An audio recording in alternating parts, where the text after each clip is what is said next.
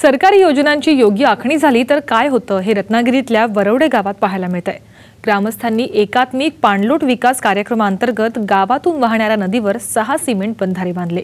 कृषी विभागाने यात गावाला भरपूर सहाय्य केलं। बंधाऱ्यामुळे या गावाचा कायापालट झालाय।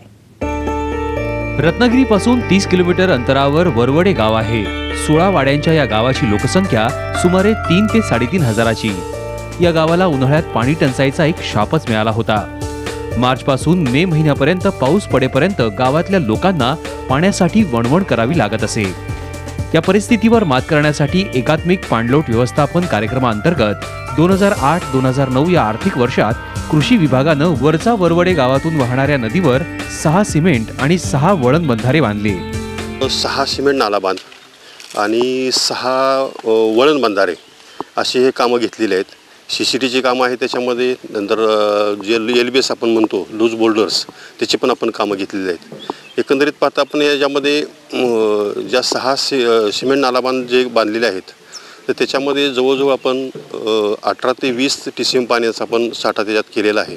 आता हा जो आपल्या पाठीमागचा जो बंधारा दिसतो आहे त्यामध्ये पूर्ण इथे पाणी नव्हतं। आज बंधारे बांधल्यानंतर त्या ठिकाणी पूर्ण बंधारा भरला आणि ह्या बंधाऱ्यावरती जवळजवळ 10 ते 15 हेक्टर भात शेती ही आज झालेली आहे। त्याशिवाय इथे बागायत जे आहे ते 20-25 हेक्टर इथे आता लोकांनी साईडचा आता बघितलं तर इथे नवीन लागवड ही आता केलेली आहे। 12 वाड्यांमधल्या सुमारे 3000 लोकांना याचा उपयोग झाला। संपूर्ण राज्यात पाण्याचा दुष्काळ निर्माण झाला असतानाच वरवडेतल्या सर्वच बंधाऱ्यांमध्ये एप्रिल महिन्यातही पाण्याचा साठा मुबलक आहे।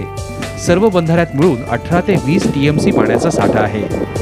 भूगर्भात पाणी जिरल्यामुळे पूर्वी 25 ते 30 फुटापर्यंत विहिरींना लागणारं पाणी आता 10 ते 15 फुटांवर लागतं। विहिरींना पण पाणी खूप येत आहे, त्यामुळे आता आम्ही घरातच पाणी भरू शकतो, म्हणजे विहिरीचं पाणी आम्ही आमच्या दारात भरू शकतो आणि या बंधाऱ्यामुळे 16 वाड्यांना खूप फायदा झाला आहे। बंधाऱ्यामुळे आम्हाला मेन फायदा म्हणजे गुरांचा पाण्याचा एक प्रश्न होता तो सुटला।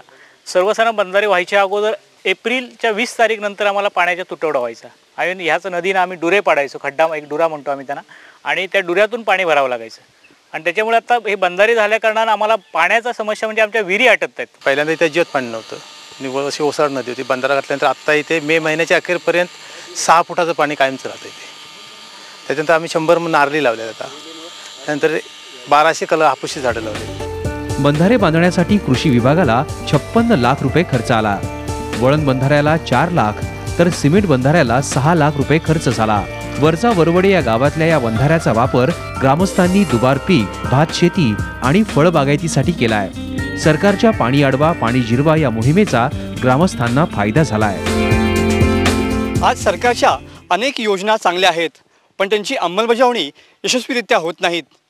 पण या 6 बंधाऱ्यांनी वरवडे गावातल्या 3,500 लोकांचा पाण्याचा प्रश्न सोडवला आहे। जर इच्छा असेल तर इथे यश नक्की असतं, हे या उदाहरणानं स्पष्ट होत आहे।